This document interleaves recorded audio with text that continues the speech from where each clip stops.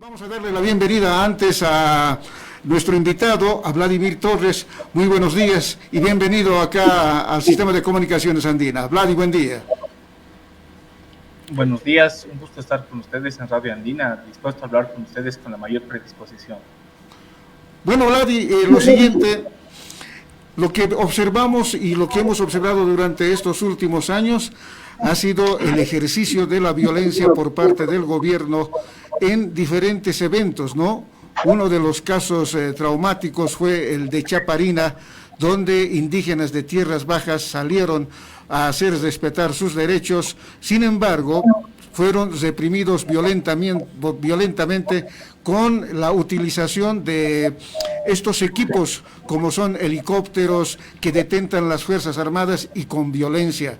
Pero además un hecho fundamental, un añadido, fue Sacha Llorenti, otrora presidente de la Asamblea Permanente de Derechos Humanos, quien en el ejercicio de cargo del ministro de Gobierno ejerció la violencia contra estos sectores. Eso como un parámetro, pero también este otro, ¿no? Este otro que tiene que ver con el caso Evo Morales Ayma, donde el ministro de Gobierno Eduardo del Castillo se dice que sin hacer mucho ejercicio de la violencia ha logrado desplazarlo políticamente, ha logrado desplazarlo legalmente, incluso ahora estaría en vísperas de llevar adelante la extradición de Maximiliano Dávila a Estados Unidos, un hombre de confianza de Evo Morales cuando fue director de la Fuerza Especial de Lucha contra el Narcotráfico. Desde esa perspectiva, ¿cuáles son los límites de la violencia en el ejercicio del Estado? Vladi, te dejo con la palabra.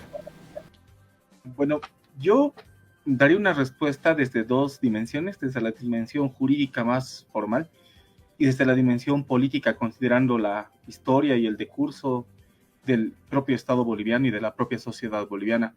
En primer lugar, los límites del poder del Estado y concretamente del uso de la violencia están marcados por el ordenamiento jurídico, por el derecho moderno y por sobre todo el marco constitucional de derechos fundamentales. Es decir, se entiende que los ciudadanos en un sentido individual y también los ciudadanos en un sentido colectivo poseen ciertas atribuciones, ciertas facultades llamadas derechos reconocidas por la Constitución Política del Estado o reconocidas también por las diferentes declaraciones de derechos. Las 4 generaciones de derechos humanos marcan un límite para el poder del Estado y también marcan un límite para el uso de la violencia del Estado. En segundo lugar, yo diría dentro de esa misma dimensión jurídica que si bien el uso de la violencia está permitido, tiene que marcarse en ciertos preceptos y en ciertos principios. Uno de ellos es el de legalidad. El Estado puede utilizar la violencia siempre y cuando ésta se encuentre prevista, respaldada por el ordenamiento jurídico vigente. Si las leyes y la Constitución le permiten al Estado ejercer la violencia, no lo hacen en todos los momentos y en todas las situaciones. La ley marca, ¿no?, los preceptos por los cuales podría utilizarse la violencia. En segundo lugar, me parece que está considerar el principio de necesidad. La violencia solamente se utiliza en última ratio, como último recurso, y siempre, ¿no es cierto?, enmarcado en ese principio de legalidad. Y finalmente está la proporcionalidad. El uso de la fuerza en los estados modernos, y Bolivia es, con todos sus defectos y contradicciones, un estado moderno, el uso de la violencia siempre se hace desde una perspectiva proporcional. Proporcional en el sentido de que no puede existir un uso desmedido en razón del motivo, de la causa que obedece, ¿no es cierto?, que obedece el uso determinado. Es decir, la fuerza nunca puede ser utilizada de manera distinta, diferente o demasiado abismal a los motivos que generan su activación. Y además, una anotación adicional para anotar, el Estado puede utilizar la violencia no solamente de manera excepcional, no solamente de manera proporcional, sino que necesariamente ese uso de la violencia debe obedecer a motivos fundados y a motivos que puedan someterse a un control legal, a un control jurisdiccional, a un control de los principios, por ejemplo, de transparencia. Y creo que todo eso sería el comentario sobre el marco legal necesario para considerar el uso de la violencia. Ahora, más allá del aspecto jurídico formal, que es a veces lo que les encanta a los abogados y que, aunque es muy útil y orientador, no puede agotar el fenómeno de la violencia estatal, porque necesitamos necesariamente reflexionar desde la perspectiva política. El uso de la violencia en países como Bolivia obedece a las dinámicas de la propia construcción del Estado. Eso quiere decir que en Bolivia, en países como Bolivia, la construcción del Estado siempre ha sido imperfecta, nunca ha sido total. El Estado nunca ha podido concentrar, monopolizar no solamente la autoridad, sino tampoco el uso de la violencia. La sociedad civil, diferentes segmentos de la sociedad civil, me parece que han guardado siempre un cierto resquicio de poder y también de un uso a veces ilegítimo, a veces legítimo, pero sobre todo ilegal, de la fuerza. Diferentes organizaciones, sindicatos, grupos de poder, grupos de choque, las propias universidades en distintas locaciones del país, no solamente concentran legitimidad social, sino también se reservan el uso de la fuerza. Gremiales, comerciantes en general. Bolivia es uno de esos países en los cuales la sociedad no se mantiene impotente ante el poder del Estado, y no está desprovista del uso de la fuerza en diferentes dispositivos y de diferentes maneras. Ahora, concretamente lo que tú mencionabas, Claudio, respecto a los acontecimientos precisos de lo que ha estado pasando en este país en los últimos 2 años, me parecería interesante analizarlo desde esas dos perspectivas. En primer lugar, en Bolivia, el Estado usualmente a través del gobierno ha ejercido durante los últimos años, particularmente durante el periodo de los 3 primeros mandatos de Evo Morales y ahora durante el gobierno de Luis Arce, lo que se ha venido llamando un ejercicio bastante judicializado del poder. Es decir, se ha aplicado mecanismos ya no de violencia directa, sino de amenaza con uso de la violencia a través de la instauración de procesos judiciales, a partir de la instauración de medidas cautelares como la detención preventiva, y esa es otra forma, me parece, de ejercer la violencia o de utilizar la violencia a partir de su amenaza. Son efectos coercitivos que tienen un gran efecto. Es decir, la manipulación, la utilización de la institucionalidad estatal, la manipulación, el abuso del derecho y de ciertas prerrogativas jurisdiccionales han ocasionado que la lucha política se dé en esos términos judiciales, pero en clave de amenaza de la fuerza, amenaza de la detención preventiva, amenaza con la detención, con la extraditación, y creo que es una manera muy particular en la cual los dispositivos jurídicos se utilizan para fines políticos y en qué medida implican una vulneración al ordenamiento jurídico, una vulneración a los derechos fundamentales, una vulneración a los derechos humanos, porque se utiliza precisamente con fines políticos. Se utiliza sin transparencia, se utiliza violentando el ordenamiento jurisdiccional y se utiliza violentando también las garantías constitucionales, instrumentalizando las garantías constitucionales. Y creo que ese aspecto es algo que tiene que tomarse en cuenta al momento de analizar ese tipo de temas. Me parece que las declaraciones del ministro de Gobierno, siempre salidas de tono, siempre con una perspectiva bastante sensacionalista y siempre en clave, yo diría, estalinista, en una concepción estalinista del Estado, tiene, ¿no?, esa intencionalidad. Atacar a rivales políticos, atacar, ¿no es cierto?, causar cierto tipo de zozobra, pero es algo que no ha instaurado el gobierno de Luis Arce, es algo que ya ha venido instaurándose durante mucho tiempo desde el gobierno de Evo Morales. Y como tú bien mencionabas, Claudio, paradójicamente, son las instancias, son las instituciones que deberían garantizar los derechos, que deberían modular la violencia del Estado, que deberían ejercerla bajo parámetros limitados, son las que se encargan de realizarlos de manera más discrecional, más abusiva y más transgresora de los derechos humanos. Y una última acotación, un último apunte. La idea misma de Estado moderno, el concepto mismo de Estado moderno, implica necesariamente la idea de limitación del poder. Otro tipo de estados anteriores al Estado moderno, por ejemplo, el Estado absolutista, el Estado colonial, las ciudades-estado medievales, otro tipo de formas estatales, ejercían un tipo de poder que podría llamarse discrecional o absoluto, pero precisamente a partir del siglo XVII en Occidente, y eso se da con fuerza, se expande con fuerza en todo el mundo, al menos en Occidente, la idea de Estado lleva necesariamente consigo la idea de poder moderado y por ende de violencia moderada. Se puede utilizar el poder, se ejerce el poder, se detenta el poder, pero siempre es un poder limitado por diferentes aspectos.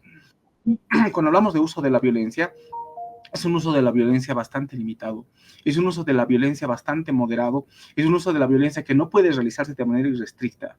Esa sería mi primera respuesta. Bien, Vladimir, Moisés Gutiérrez te habla.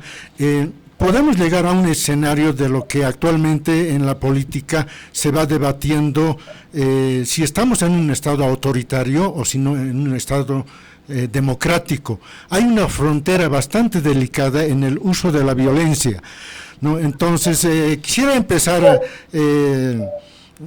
preguntándote respecto de este análisis del uso de la violencia. O sea, la violencia legalmente está estatuido en la Constitución. El Estado tiene el monopolio de la violencia, es lo que se dice, ¿verdad?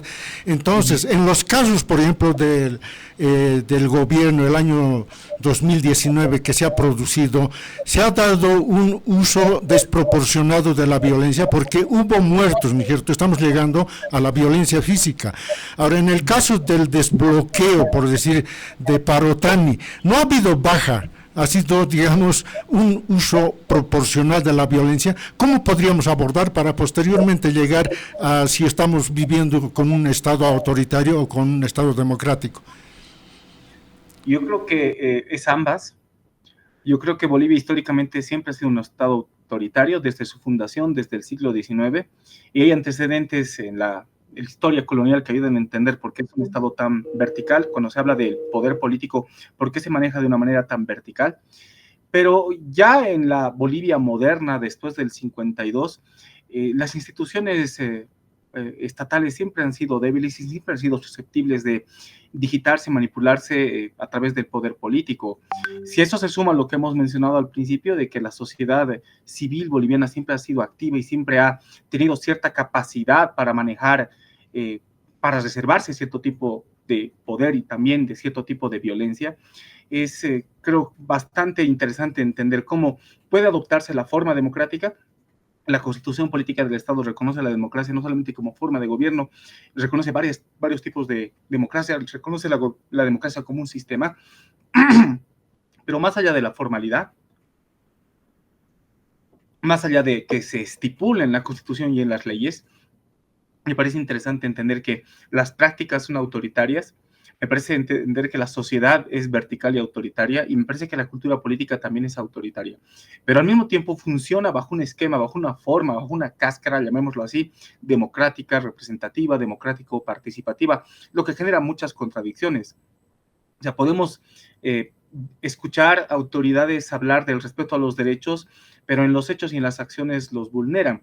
Y Bolivia es un país en el cual ese tipo de contradicciones existen y subsisten y se reproducen en el tiempo.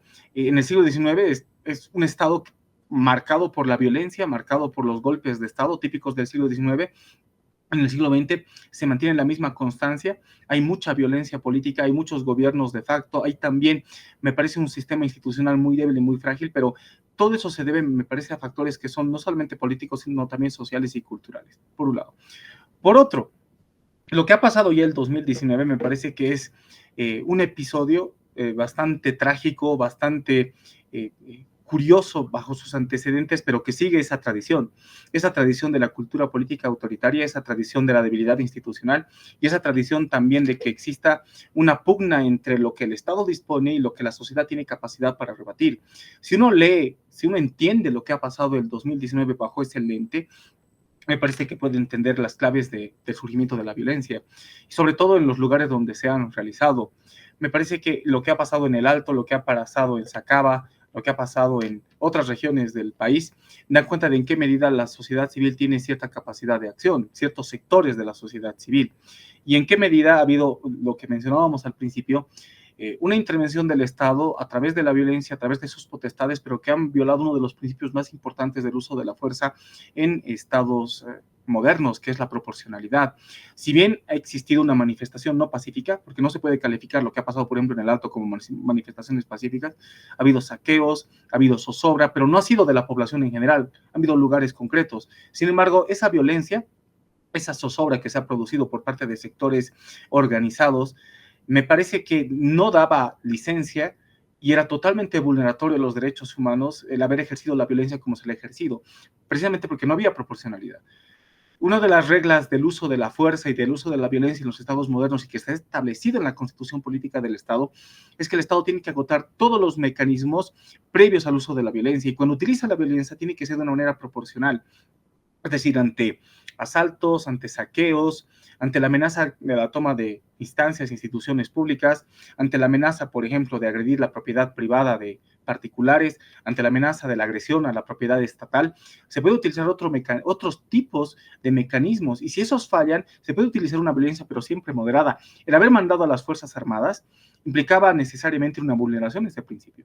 En la medida que las Fuerzas Armadas son unidades militares, bien entrenadas, que utilizan armamento de guerra, que tienen formación para la anulación del enemigo, y enfrentar ese tipo de unidades con población civil, por más agresiva, por más enfurecida que se encuentre, es algo totalmente desproporcional. Y es algo, me parece, que a lo largo de la historia de Bolivia, sobre todo de la historia democrática, el último periodo, a partir del 83 para adelante, de 1983 para adelante, ya se tiene varias experiencias. Ya han habido varios informes de derechos humanos de las Naciones Unidas, de la OEA, que dan cuenta, a la medida en que el Estado tiene que evitar, bajo todas las razones, bajo todos los esfuerzos que puede imprimir, el uso de la violencia desmedida, el uso de la violencia desproporcional. Y lo que se ha dado en el 2019 es un caso de un conflicto social álgido, una vulneración a los derechos fundamentales de la población, pero al mismo tiempo una intervención estatal que ha sido totalmente desmedida, totalmente desproporcional, y que ha terminado vulnerando los derechos humanos de quienes se movilizaban. Estaba bien detener, estaba bien gasificar, estaba bien generar, ¿no es cierto?, procesos judiciales a quienes transgredían el orden constitucional bajo mecanismos que no eran constitucionales. Sin embargo, liquidar a la población, dispararle a quemarropa, torturar, se encuentra más allá de las potestades que tiene el Estado y más allá del uso legítimo de la violencia y el uso proporcional de la violencia. El caso del desbloqueo de Parotani, ¿ha sido un uso proporcional de la violencia? En la medida de que no existen bajas, que no existen muertos por el uso o la intervención del Estado, pero sí existe la necesidad, por ejemplo, de proteger los derechos de la ciudadanía, como el derecho al transporte, por un lado, el derecho al comercio, al trabajo, me parece que la intervención violenta del Estado se justifica. En el caso de los bloqueos de Parotani, hasta donde tengo entendido, han existido heridos, pero ha sido producto del enfrentamiento. De hecho, han habido policías heridos y en ese caso ya no se dan los cuestionamientos, ya no se da la situación de una intervención pacífica por parte de los manifestantes. En ese caso sí se podía hablar de un uso legítimo de la violencia, de un uso legal de la violencia. Sin embargo, cuando hablamos ya de otro aspecto, que son, por ejemplo, el caso de los detenidos, el caso de los procesados, tengo entendido que hay más de 30 detenidos, más de 40 procesados. Se entiende que la violencia del Estado, el uso de la violencia, de la fuerza del Estado, no solamente se da bajo mecanismos efectivos, fácticos del uso de la violencia, es decir, bajo la intervención de la policía o de las Fuerzas Armadas. Cuando hablamos de violencia estatal, necesariamente nos estamos refiriendo también a otro tipo de estrategias y el uso de otro tipo de mecanismos para el uso de esa violencia. Por ejemplo, el procesamiento de ciudadanos vulnerando todas las garantías constitucionales, vulnerando el debido proceso. Esa es una forma de ejercicio de la violencia del Estado. En la medida que el Estado ejerce más poder, el Estado tiene más recursos, el Estado tiene mayores instrumentos para poder intervenir en este tipo de situaciones. Los civiles no tienen los mismos recursos, no tienen la misma experiencia ni la misma capacidad para intervenir de la misma manera. Entonces, si bien se puede hablar de un uso medido de la violencia física, me parece que ha habido un uso desmedido de la violencia instrumentalizando las instituciones del Estado. Es decir, instrumentalizando, por ejemplo, la influencia que tiene el gobierno sobre el órgano judicial, instrumentalizando al Ministerio Público, instrumentalizando también la realización de los procesos, abusando, y eso es algo que ya se han observado en varios informes de derechos humanos. El propio relator de las Naciones Unidas, que ha venido en el 2022 a Bolivia para conocer el estado del órgano judicial, de la justicia en Bolivia, ha dado cuenta de la medida que el Estado boliviano, a través del gobierno, del órgano ejecutivo particularmente, han abusado de la detención preventiva. Esa es una forma de violencia. Esa es una forma de violencia que en el caso de Parotani sí se ha dado. No se habrá baleado a los manifestantes, se los habrá gasificado, hay heridos, pero sí se los ha acribillado judicialmente. ¿Es cierto? No se les ha permitido ejercer, no se les está permitiendo ejercer su derecho al debido proceso, su derecho a la legítima defensa. Y sobre este tema de la violencia, Vladimir, yo creo que estamos de acuerdo en que Bolivia tiene una tradición, tiene una cultura de la violencia. HCF Mansilla dice, no, la cultura prehispánica era violenta, la cultura colonial que se ha producido también después de 1825 también es violento, ¿no? Entonces hay una especie de contradicción entre lo que viene a ser la democracia liberal y el autoritarismo, ¿no? Entonces hay un Estado donde, bueno, tiene también podríamos decir, una serie de componentes sociales que teóricamente lo llaman los estatólatras, los adoradores del Estado, que son, digamos, los que tienden, digamos, a instalar un Estado de tipo violento. El Estado, digamos, de tipo liberal sería el Estado ideal para poder superar esto de la violencia, o si no, minimizarlo a su mínima expresión. Con eso yo concluiría mis preguntas, ¿no? Pues yo creo que sí, pero con los límites propios de toda forma estatal. El llamado Estado liberal que surge en el siglo XVIII es un Estado que establece lo que conocemos ahora como derechos políticos, que son derechos muy importantes. Derechos civiles, derechos políticos, que indudablemente marcan una diferencia, una frontera entre lo que es, por ejemplo, la dimensión privada, íntima de la vida, con la dimensión pública. Entiéndanse que el Estado, bajo ningún mecanismo, menos con mecanismos violentos, puede intervenir en la dimensión privada, civil de la vida de los individuos. Sin embargo, el Estado liberal tiene límites y me parece que los marxistas y neomarxistas y varios tipos de izquierdistas sí han atinado muy bien a criticar el Estado liberal y sus capacidades y sobre todo sus límites para entender la vida social y sobre todo para encubrir cierto tipo de violencias. Me parece interesante concebir que el Estado liberal puede funcionar en la medida que uno de sus preceptos fundamentales es precisamente sospechar del Estado. Todo el pensamiento liberal y también el Estado liberal, que es producto de ese pensamiento, dan cuenta de que el Estado es un ente peligroso, es una formación peligrosa, es, vamos a decirlo así, un ente del cual se debe necesariamente sospechar. La idea de darle poder, otorgarle poder a una institución o un grupo de instituciones implica necesariamente un riesgo.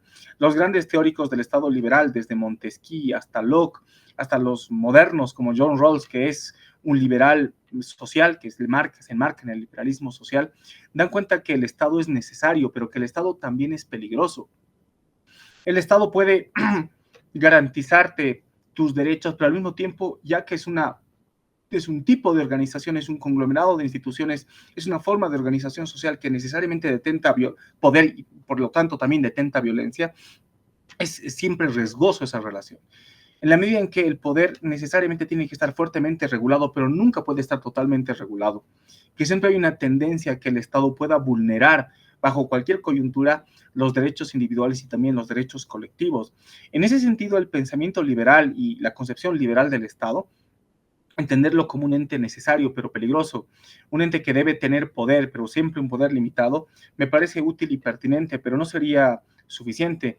Los marxistas dirían, y con esto también no me quiero extender mucho porque sería una charla muy, muy larga, me parece que el pensamiento marxista, los diferentes tipos de marxismo, sobre todo desde ya el propio Marx, el marxismo más clásico, daban cuenta que el Estado mismo es violencia. O sea, cuando existe Estado, lo que Hobbes llamaba el Leviatán, estamos hablando ya de la existencia de la violencia. El Estado siempre se manifiesta bajo mecanismos violentos, ya sea el uso efectivo de la fuerza a través de la policía y las Fuerzas Armadas, o ya sea a través de una institución como la expropiación. La expropiación es un acto violento. Es un acto violento en la medida que a una persona se le priva de su derecho a la propiedad. Obviamente que existen justificativos e indemnizaciones, pero me parece que es clave para entender cómo el Estado opera. El Estado siempre se construye y funciona a través de exclusiones. Poder excluir minorías o excluir mayorías, pero siempre está presente el concepto de exclusión. Me parece que el Estado como construcción histórica siempre denota las formas y los ritmos de la violencia, y eso es algo que en Bolivia es fundamental entender.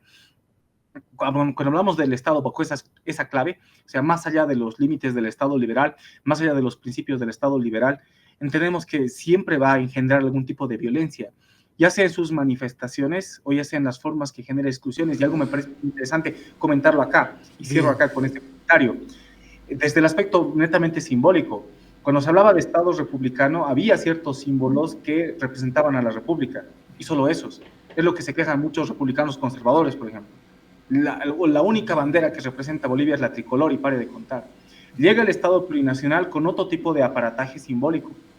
Ya se habla de la huipala, que es otra bandera, ¿no es cierto?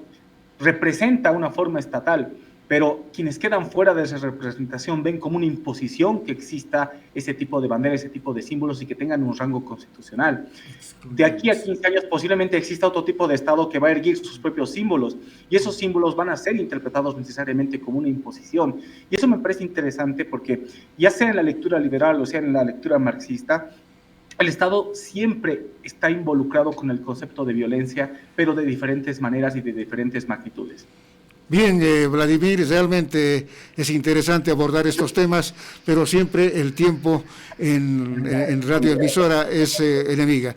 Vamos a invitar a despedirte y tenerte en otra ocasión. Gracias por tu aporte. No, a ustedes un saludo a toda la audiencia de Radio Andina, feliz de estar con ustedes y sí, el tiempo es muy corto para hablar de estas cuestiones, pero espero que hayamos podido aportar en algo a la reflexión colectiva sobre temas tan interesantes, pero también tan complejos. Un saludo.